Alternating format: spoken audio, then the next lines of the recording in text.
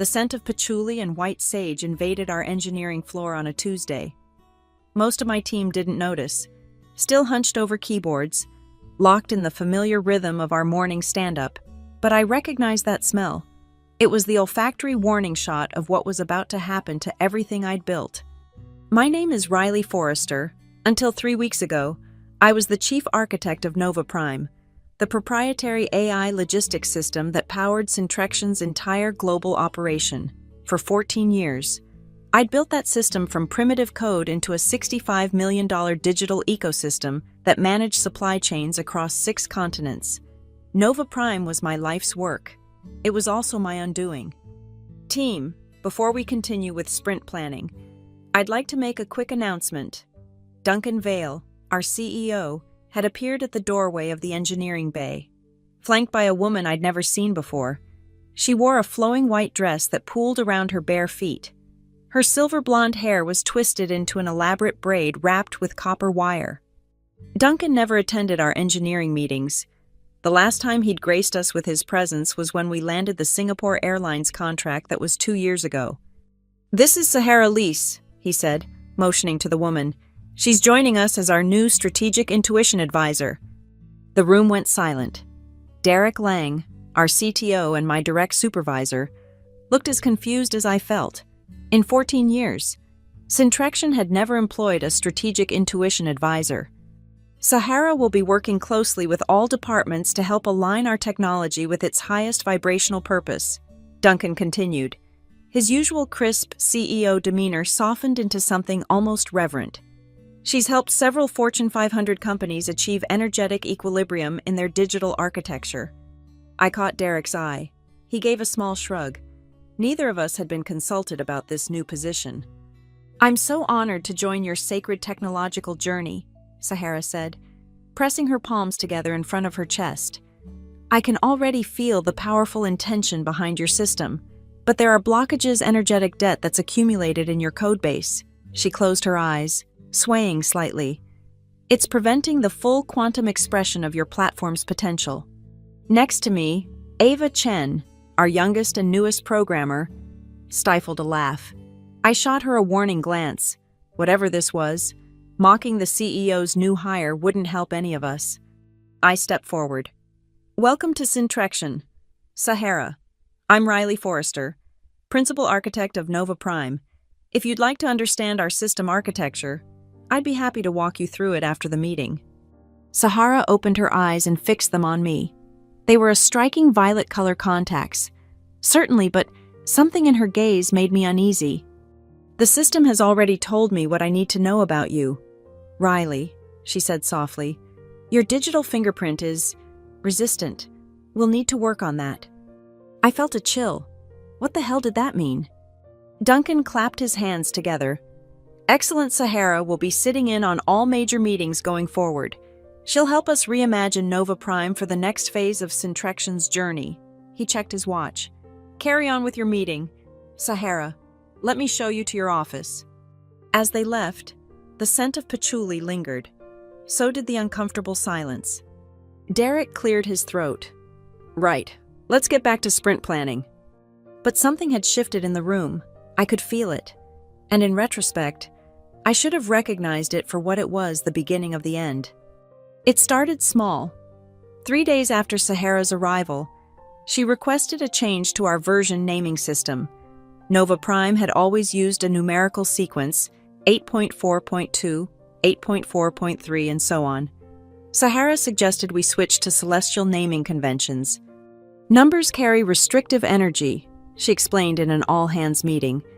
"By using celestial bodies, we align the software with cosmic intention. The next release shouldn't be 8.5.0, it should be Nova Prime Lyra."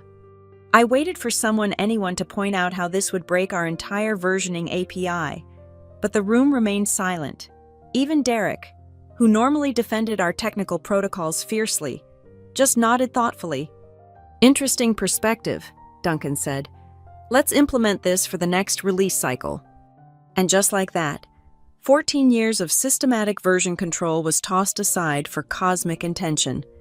The following week, Sahara began attending our code reviews. She would sit cross-legged on the conference table, eyes closed, occasionally humming as developers presented their work. During Miles Okonkwo's presentation on a critical load balancing update, she suddenly raised her hand. "This section of code has dissonant energy," she said, pointing to a perfectly standard recursive function on the screen. "It's creating a spiraling loop that's trapping user intention. We need to reimagine it as a more open structure." Miles looked at me helplessly. He was our best DevOps engineer, recruited from Google 3 years ago. "That function handles authentication security across distributed servers," I explained, keeping my voice neutral. "It's intentionally recursive to prevent unauthorized access attempts." Sahara shook her head, her copper-wrapped braids swinging. "The energy doesn't flow. It creates digital trauma for users. We should use a more intuitive approach." "Like what?" I asked. "I'm sensing a crystal pattern, something that vibrates with user energy rather than restricting it." I took a deep breath. "Sahara, with all due respect, authentication security isn't about vibrating with user energy. It's about protecting sensitive data from breaches." The room tensed. Duncan, who had taken to attending every meeting Sahara was part of, frowned at me. "Riley," he said, "let's keep an open mind. Sahara has helped Tesla systems increase their user retention by 47%, with similar energetic restructuring." Tesla systems, I knew that name. They'd gone bankrupt last quarter after a massive data breach exposed their customers' financial information. "I'm not opposed to new ideas," I said carefully. "But Nova Prime manages logistics for medical supplies, military equipment, and critical infrastructure. Security isn't optional." Sahara smiled at me with something like pity. "Fear-based programming creates exactly what it fears. We need to trust more." That night, I stayed late, combing through our system logs. Something didn't add up. How had Sahara known about our codebase before she arrived? Why was Duncan, a famously data-driven CEO, suddenly making decisions based on energy and vibrations? I found my answer buried in the access logs. Someone had granted Sahara admin privileges to our entire system architecture the weekend before she was introduced to the team.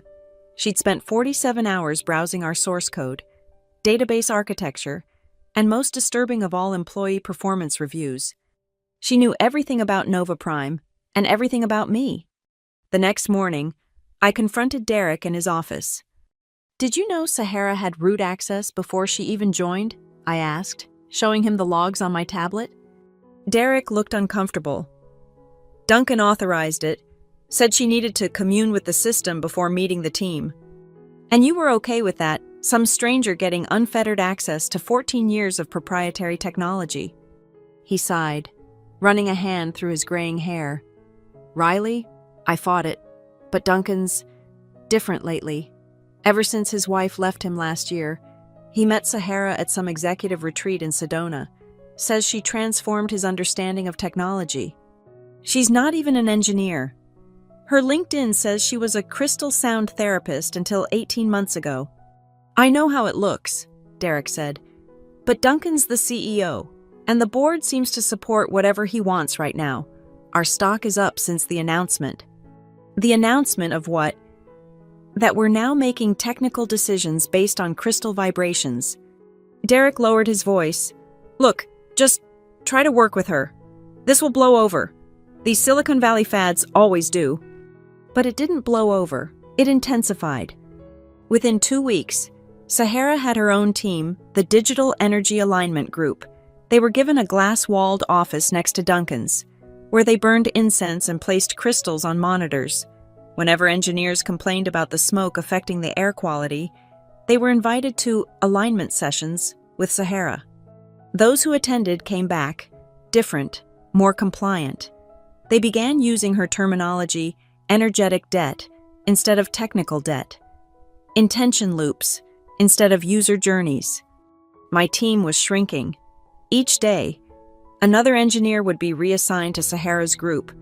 The remaining few looked to me with uncertainty.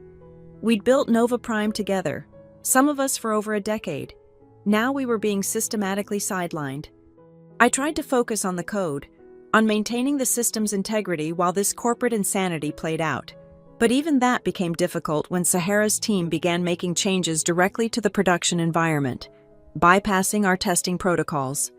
When they pushed an update that changed our authentication system to what they called a trust-based access field, I finally lost my composure.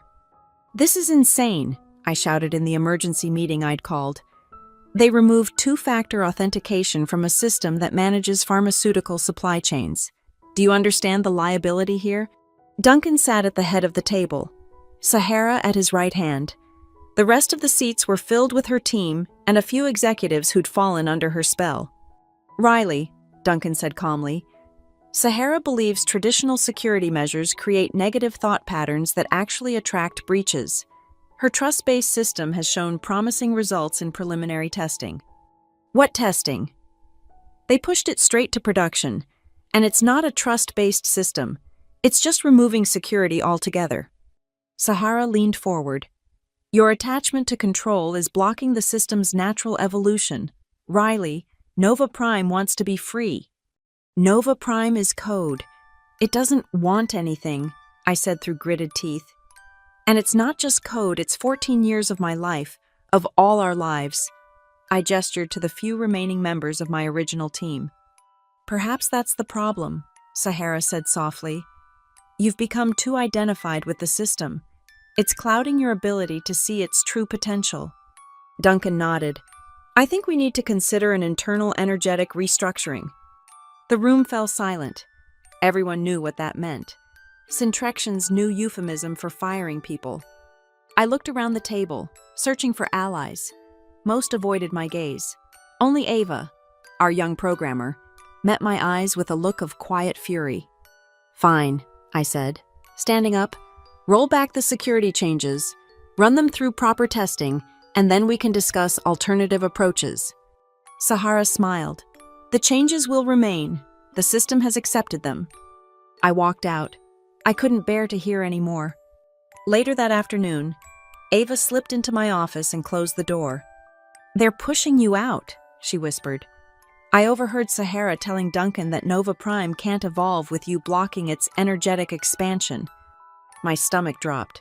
"What about Derek? He built this company with Duncan." Ava's expression confirmed my fears before she spoke. "He's been sent on energy sabbatical, paid leave, effective immediately. They're saying he's burned out." Derek hadn't mentioned any leave to me.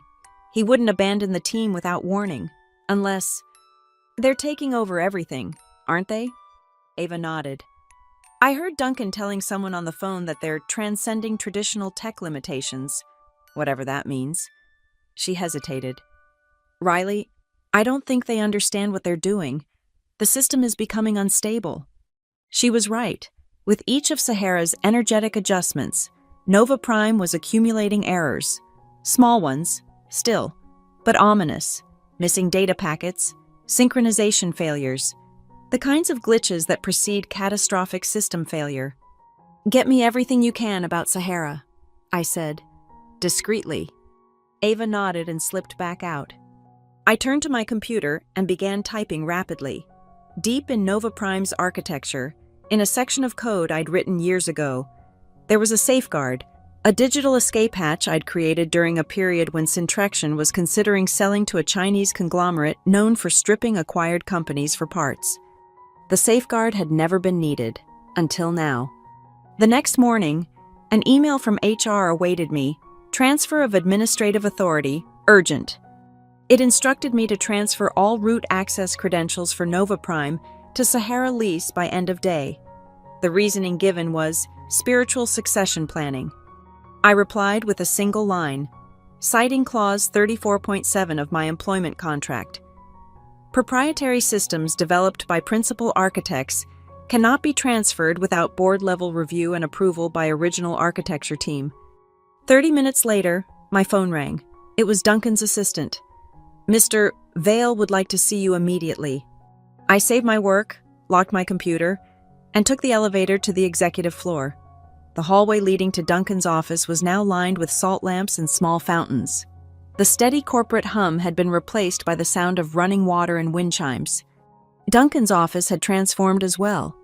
Gone were the minimalist furnishings and industry awards. The room now featured floor cushions, hanging tapestries, and a disturbing number of crystals positioned precisely around his desk. Duncan sat behind that desk, with Sahara perched on the edge of it, her bare feet swinging just above the carpet. "Riley," Duncan began, "I think we both know this isn't working." I remained standing. "What isn't working, exactly?" "Your energy is fundamentally misaligned with Syntrexion's new direction," Sahara interjected. "You're creating blockages that are preventing the company's ascension." I ignored her, keeping my eyes on Duncan. "I've given 14 years to this company. I built the system that generates 87% of our revenue, and now you want me to hand it over to her?" I couldn't keep the contempt from my voice. Duncan sighed. "This is exactly the kind of negative energy Sahara has identified as problematic. Riley, you're brilliant. Nobody denies that. But Syntrexion is evolving beyond traditional paradigms of technology. Into what? A digital cult?" Sahara slid off the desk and approached me. "Your resistance is understandable. Visionaries often face persecution. Galileo, Tesla, now, Syntrexion." She placed her hand on my arm. "Let go, Riley. Free yourself from attachment to outdated systems." I jerked away from her touch. "Nova Prime isn't outdated. It's cutting-edge technology that manages critical global infrastructure. Lives depend on it functioning correctly.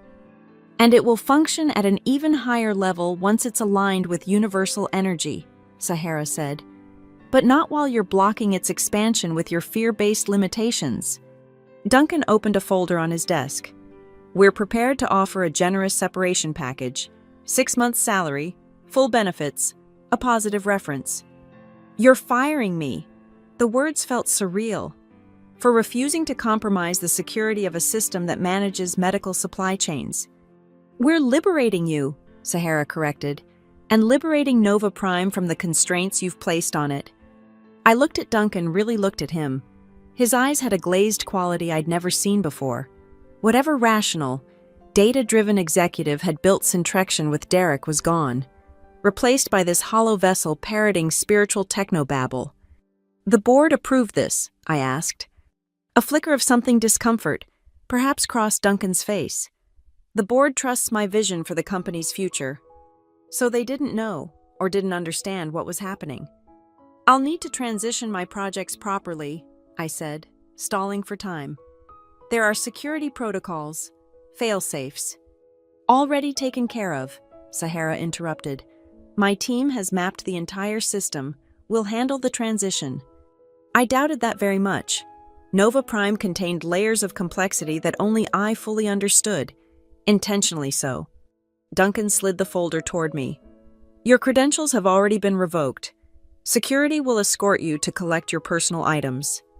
And just like that, 14 years ended, not with recognition or celebration, but with security guards watching as I packed my photos and coffee mug into a cardboard box.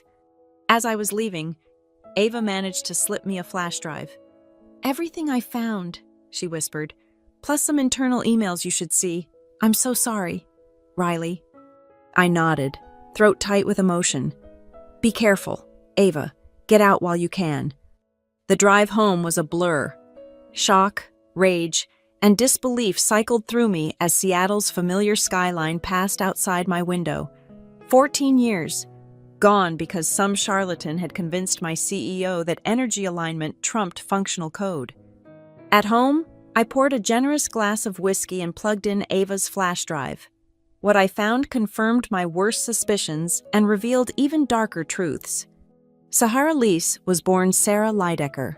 Before reinventing herself as a tech intuitive, she'd worked for 3 different tech companies, each time following the same pattern: gain the CEO's trust, push out the technical leadership, take control of key systems, and then profit.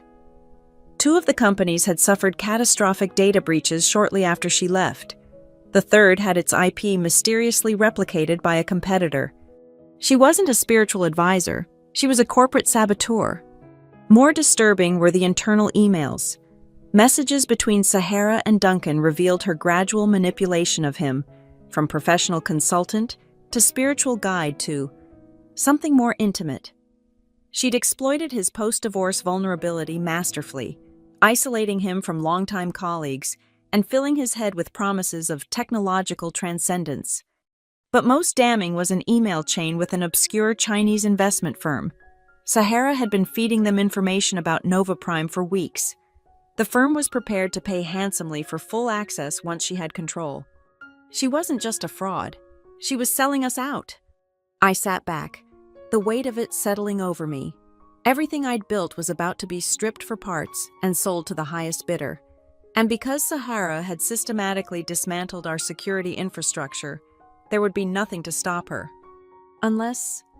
I opened my closet and dug through boxes until I found it my old laptop from the early days of Nova Prime. It hadn't been connected to Syntrexion's network in years.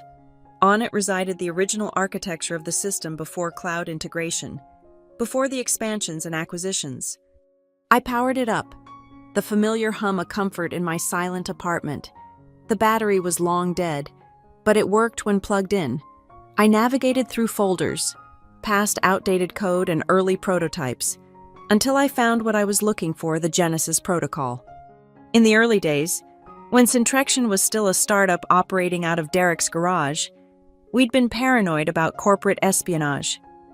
So we'd built a failsafe into Nova Prime, a way to extract the system's core from the network if it ever fell into the wrong hands. We'd never used it, never even tested it fully.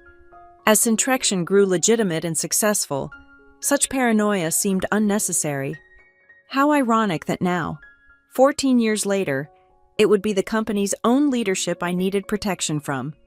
I began typing, fingers flying across the keyboard as I wrote a script to activate the Genesis protocol remotely. It would be delicate work. Nova Prime had evolved enormously since those early days. The system's architecture had expanded, integrated with countless other platforms, but at its core, it still ran on the principles I'd established, and the protocol was designed to target that core, the essential logic that made Nova Prime unique. I worked through the night, pausing only for coffee and to stretch my cramping hands. By dawn, the script was ready. One command would trigger a sequence that would extract Nova Prime's operational logic and transfer it to a secure server I controlled, leaving behind only the shell of the system. The data would remain. I wasn't a monster at the proprietary algorithms, the adaptive learning models, the very soul of what made Nova Prime valuable. That would come with me. My finger hovered over the enter key. Was I really going to do this? Destroy 14 years of work? No, not destroy. Preserve. Protect it from those who would exploit and dismantle it. I pressed enter. On my screen, a progress bar appeared, Genesis protocol activated. In just 6 seconds, it was done. Nova Prime's core was safely transferred to my private server. All that remained at Syntrexion was a hollowed-out shell that would continue to function for a time. But as soon as they tried to modify anything significant, the system would reveal its emptiness. I closed the laptop and exhaled. I had just committed what some would call corporate sabotage. Others might call it justice. Either way, I had saved my life's work from a predator, and in doing so, ensured that Sahara Lise would fail to deliver what she'd promised her Chinese partners. The fallout began exactly as I'd predicted. 3 days after my firing, Syntrexion's logistics dashboard started showing errors. Small ones at first delayed updates, minor synchronization issues, but as Sahara's team attempted to implement their energetic enhancements, the problems cascaded. I watched from afar, using credentials Ava had maintained for me.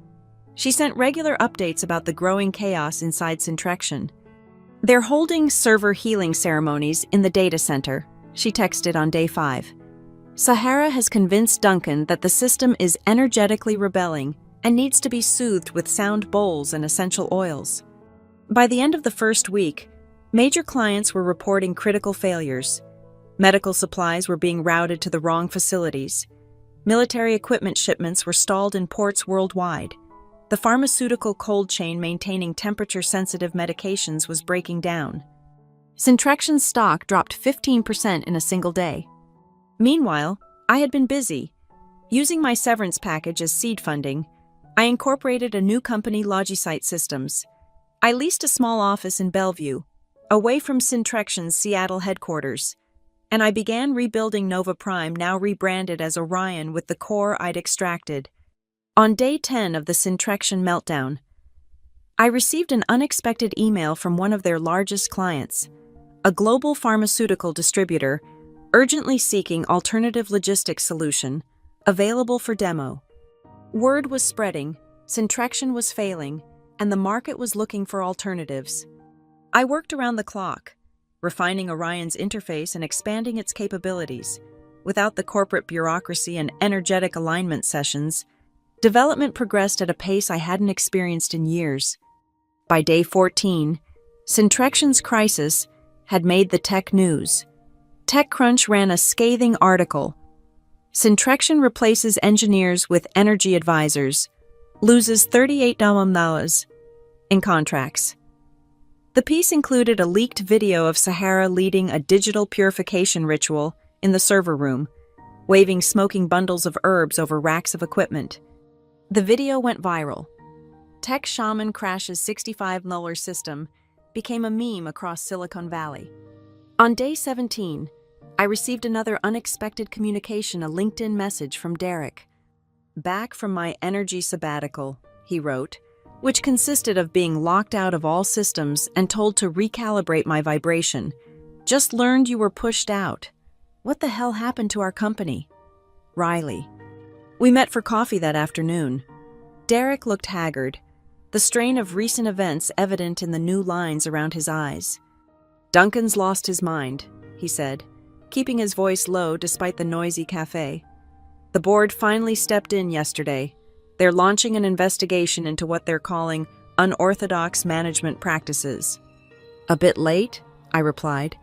The company's hemorrhaging clients and talent. Derek nodded grimly. Engineers are leaving in droves. No one wants worked under Tech Shaman on their resume. He hesitated. I heard you started something new. I studied him carefully. Derek had been my mentor, my champion, but he'd also failed to stand up to Duncan when it mattered. Logisight Systems, I confirmed. We're developing a next-generation logistics platform. For now, just me.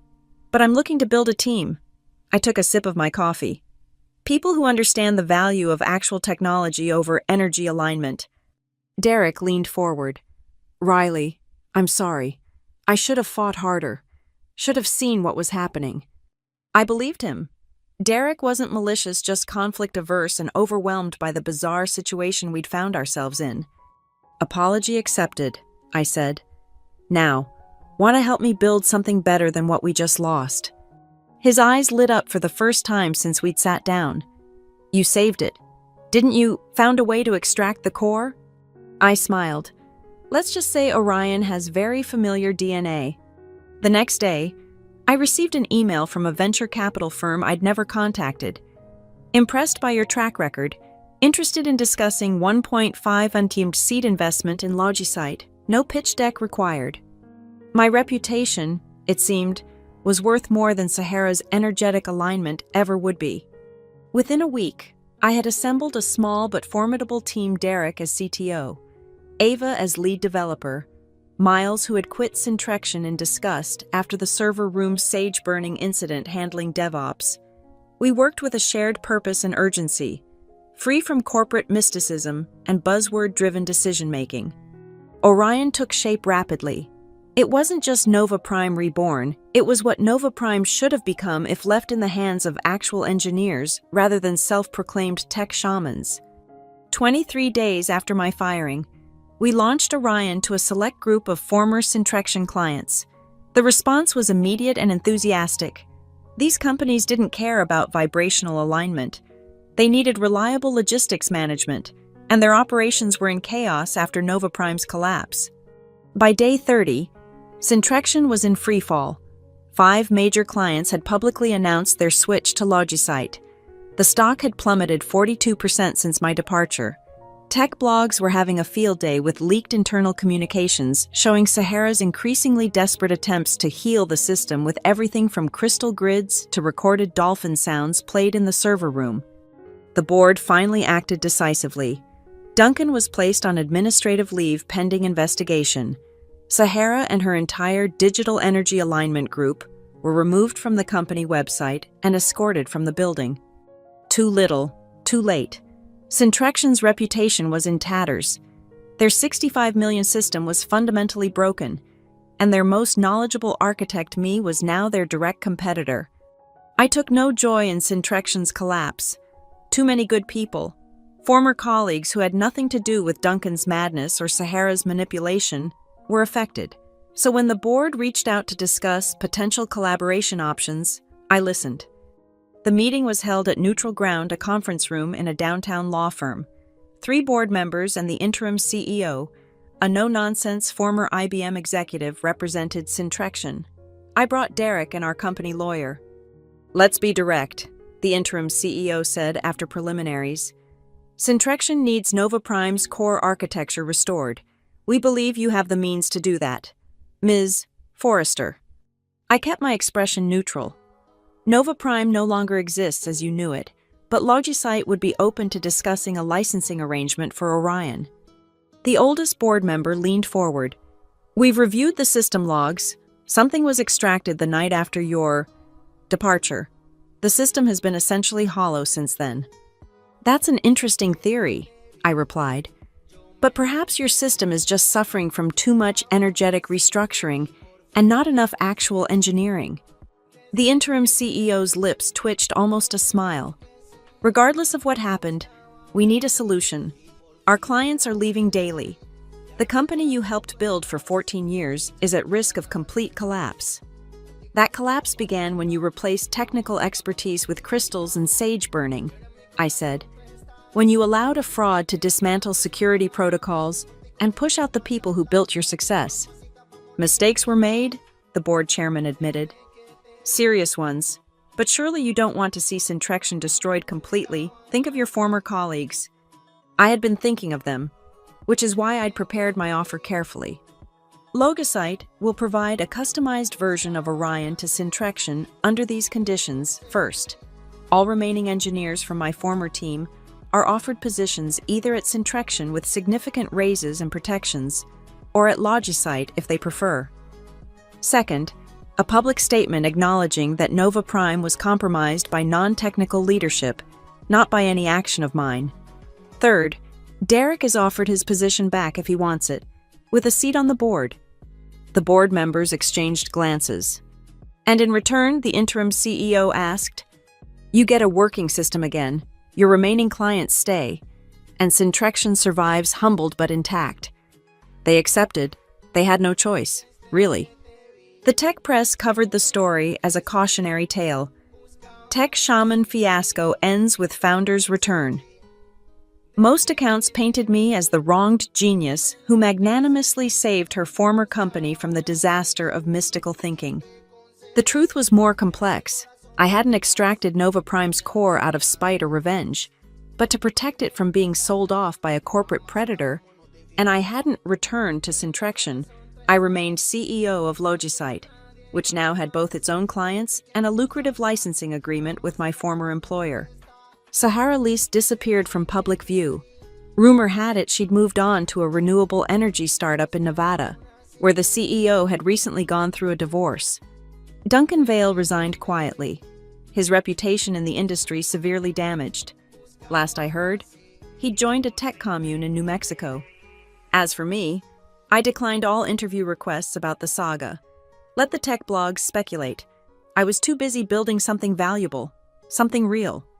The only public statement I made was embedded deep in Orion's code, visible only to those who knew where to look. A comment in the authentication system that read, "You never owned the logic, you only rented the illusion."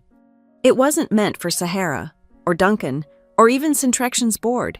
It was a reminder to myself, and to every engineer who would work on the system in the future, technology isn't about mysticism or marketing buzzwords. It's about logic, precision, and honest work. Anyone who tells you otherwise is selling something, probably essential oils and sound bowls. Sometimes at night, when I'm alone in my office working late, I imagine Sahara in Syntrexion's server room, waving burning sage over unresponsive equipment, promising Duncan that the system just needs more energetic alignment to function again. I wonder at what point she realized the truth that she'd never had Nova Prime at all, just its empty shell, gutted of the brilliance that made it work. In those moments, I feel something between vindication and pity. Technology isn't spiritual. It doesn't respond to incense or crystals or vision boards. It responds to expertise, to care, to the thousands of hours spent learning how systems actually function. 14 years of my life went into building Nova Prime, and when they tried to take it from me, when they dismissed logic for vibes and expertise for energy, I didn't just walk away. I took back what was mine.